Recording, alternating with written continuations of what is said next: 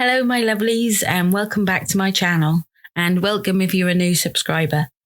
I don't know if anyone follow me on social media or not, but I just want to say that I no longer have Facebook and I've decided to give Twitter a little break. I will only be active on Instagram and TikTok. So if any of you would like to follow me on either one of them, I'll leave all my links in the description box below. I'm trying to simplify things online as much as I can.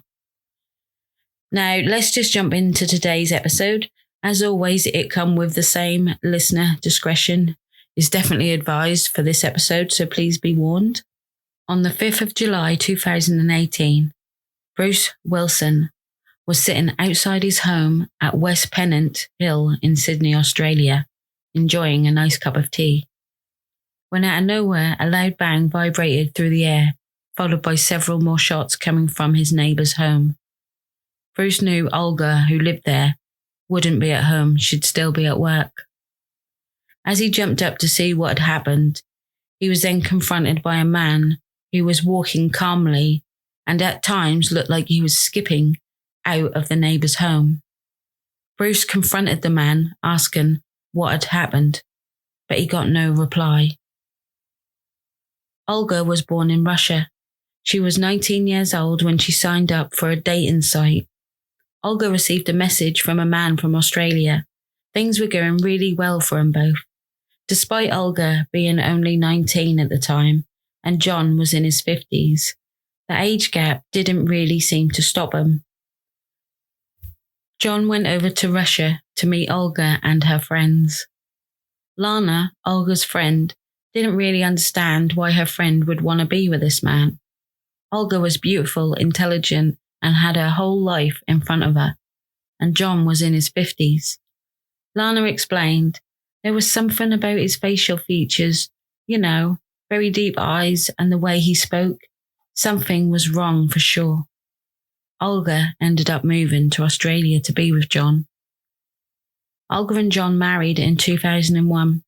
They later went on to have 2 children together, Jack and Jennifer. Things started to go downhill. John began to show the real person Olga had married. He was the one in control of their marriage. He controlled all of Olga's finances and every aspect of her life, even down to what she wore and what her overall appearance looked like. In 2016, Olga went to the police. She filed a complaint against her husband. She explained to the officer that her husband was violent towards herself and her children, but the police didn't do anything about it. Just wrote something down on a piece of paper, and that was that. Olga filed for divorce. John Edwards had been married before. In fact, Olga was John's 7th partner/wife. He had 10 children, including Jack and Jennifer. John Edwards, his whole adult life was just filled with destruction, violence, and aggression towards all of his partners. Now, this led back all the way to 1974. In fact, John Edwards' first wife left him due to his infidelity. They were on holiday in America, and he began a relationship with another woman while on holiday. He ended up moving this woman to Australia to be with him. He then abandoned this woman and their child in a motel room in Australia. The next relationship ended when he threw a bottle of orange drink at his partner and she miscarried with their child. She then escaped and applied for an apprehensive violence order, an AVO. After that, it's actually believed that he ended up throwing a rolling pin at her as well. John then began another relationship, and she was pregnant, and he held her hostage in his home, and he tried to tie her to the bed. He then went on to viciously beat her and tell her that she was going to die. But she managed to escape by tricking him. She told him that if she could just go home for a little while, she'd come straight back, and she promised. John let her go, and she ran all the way to the police station. She was beaten and bruised. John Edwards is then arrested by the police and charged with assault. At the court hearing, the police would then go on to lose the victim's photos of all of her injuries. And she was actually the one under interrogation in the case. The court then threw out John Edward's case. Another partner changed her name and moved as far away as possible from John as she could. She was just so scared of him. Before he met Olga, the last woman explained to the police officer that he was aggressive to her on her wedding night and would end up sleeping alone. She then left John in 2000 after giving birth alone. It's believed that she asked John to take her to the hospital to give birth to their child, and he refused. She then went on to make a formal complaint to the police about domestic violence in their relationship. Over the years, the police had actually taken out 4 AVOs against John. Sadly, Olga was unaware of John Edward's past. Olga couldn't take any more. She confided in her friend Lana just how nasty John was to her and her children. Olga even went to her GP and stated that John was controlling in every aspect of her life. He was verbally and physically abusive towards herself and her children. Then Olga turned to her boss and lawyer, David Brown, who was Olga's friend as well, and she told him that John was just horrendous to her and her children. In 2016, Olga filed for divorce and left John. Now, this is when she also went to the police and tried to file a complaint against John for domestic violence against herself and her children.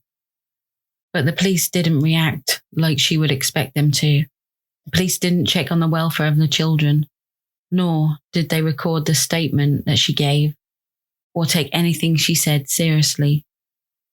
Olga then discovered John had been to the police beforehand, and he informed them that Olga would turn up with lies of abuse to win the custody battle regarding their children. Now, their divorce procedures still carried on, and Olga in 2018 would go on to win custody of her children. After 10 years of marriage, it's believed that Olga took her children and fled to a secret address away from her abusive husband. Olga had had enough of living in fear. Life with her husband was not just violence towards her, but also her children. He often slapped Jennifer across her face, and he grabbed her son Jack around the neck and strangled him, lifting him up and throwing him against a wall. Olga rented a house at West Pennant Hill. The children weren't under any order to see their dad. And in 2017, Olga attended her early morning yoga class. Now, this was a regular thing that she did, and her instructor, James Campbell, explained it was around 6:30 in the morning when James was teaching his class, and he noticed a man peering through the window and then standing inside, but he didn't speak to anyone. Olga reported the stalking to Hornsby Police. But yet again, Olga was let down. The police didn't take the incident seriously. John went on to tell the police that he'd been going to this yoga class for a while now, and that's the reason why he was there. Shockingly, the police didn't even check up on this. They didn't call James Campbell, the owner of the yoga class. They didn't do anything other than take John's word for it. John started to put his next plan into practice. John now had his sights firmly set on getting a gun license. He'd already been turned down twice due to assault and malicious damage. He also had 4 AVOs from previous partners. With all that said, John did manage to obtain a commissioner's permit. Now, he had his safety training with guns. It allowed people who previously was turned down for gun license to be able to handle and use pistols or rifles. John's next step was to get into a gun club. He'd been previously kicked out of one due to aggressive behaviour, but not everyone would turn him away. St Mary's in Sydney welcomed John to the club. John then went on to obtain a gun licence and purchased 3 rifles and 2 pistols. He then went on to spend 90 hours of target practice at the club. On the 4th of July 2018, John broke into his locker at St. Mary's Gun Club. He collected a Magnum revolver and a 9mm Glock gun. This was from his locker. No one at the gun club informed the police on John's unstable behaviour, nor did they say that he was carrying weapons. Now, with John gaining his licence and able to access guns, the next stage of John's plan was to find out where Olga and his children lived. The 5th of July 2018, John leaves his address in a hire vehicle where he goes unrecognised. John drives to see Jennifer finishing school and heading home. He watches his daughter get off the train and head to the bus home. He then follows the bus. Jennifer is unaware of her father stalking her. The bus pulls over and Jennifer gets off the bus. She begins to walk home. As she walks up her driveway, heading to her front door, a car pulls in the drive.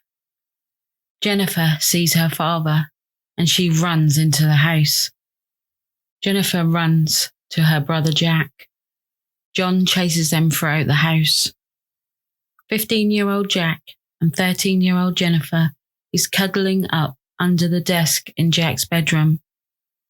Jack is hugging his sister so tightly they're terrified, but Jack is still trying to protect his sister. At around 5:20, John opened fires on his children with his Glock pistol, firing 14 shots at Jack and Jennifer, shooting them in the head, chest, and hands. Just 2 minutes later, John leaves the house and is confronted by a neighbour. But John, he doesn't speak. He doesn't say anything. He just gets in his car and leaves. Bruce called the police. And shortly after, Olga returns home from work to find her garden and her house surrounded by police. Olga is then given the devastating news her children has been killed. Olga is kept from going inside their home. Understandably in a state of shock, Olga phones her friend David, screaming down the phone. "John's shot my kids. John shot my kids." It's believed John went straight to his Normanhurst address. And around an hour or so after murdering his own children, John kills himself. Olga, as you can imagine, struggles with the death of her children. She became withdrawn. Her neighbours left food parcels on her doorstep. Olga's mum came over from Russia. It's believed that a Facebook page and a GoFundMe page was set up to help fund the trip of her mother coming over to support Olga. Now, her mother actually had to return back to Russia, but the plan was Olga would finalise everything in Australia and move back to Russia to be with their family at this tragic time. But sadly, Olga couldn't cope without Jack and Jennifer. They were her whole world, and John made sure to destroy Olga in the worst way possible.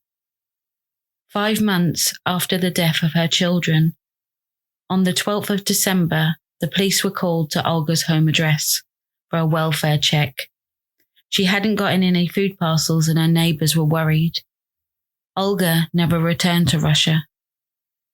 Olga's body was discovered inside the property. She had taken her own life. She was only 36 years old.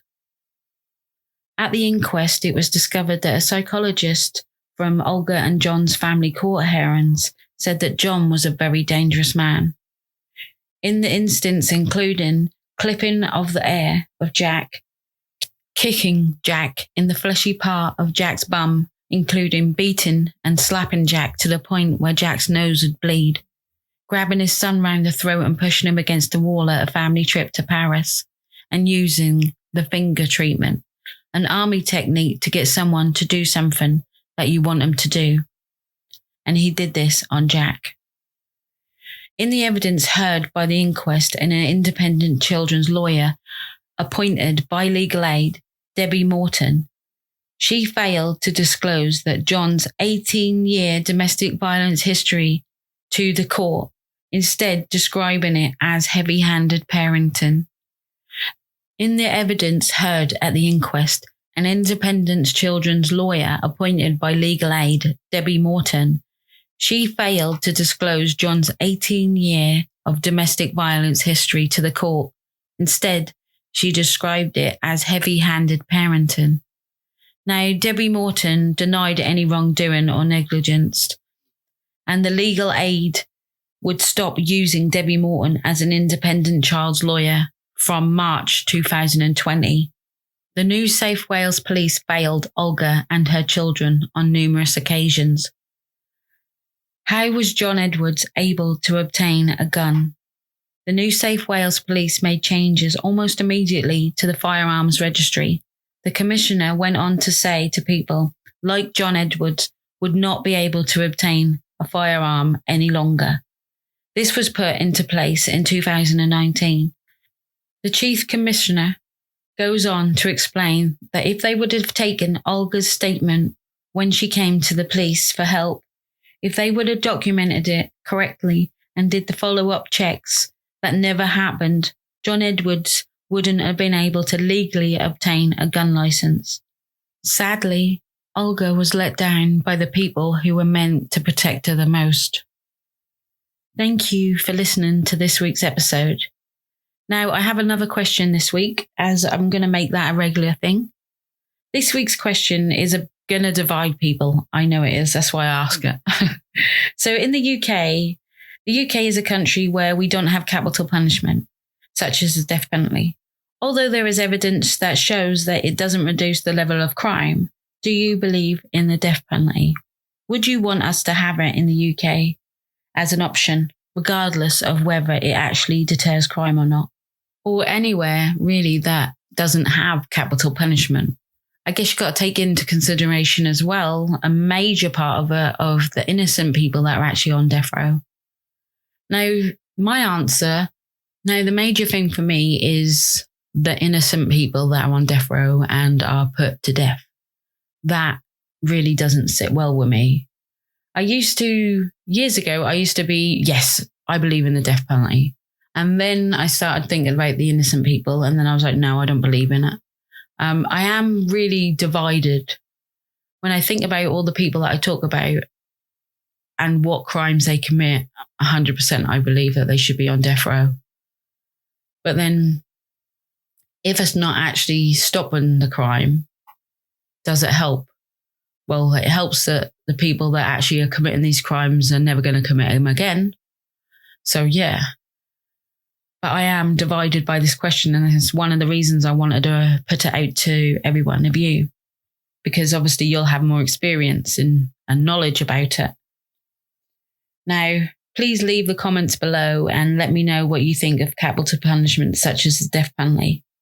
And would you want it in your country if you haven't got it already? Thank you ever so much for listening, and I'll see you all next Saturday. I hope you all stay safe and have a lovely week ahead of you. Take care, everyone. Much love. Bye-bye.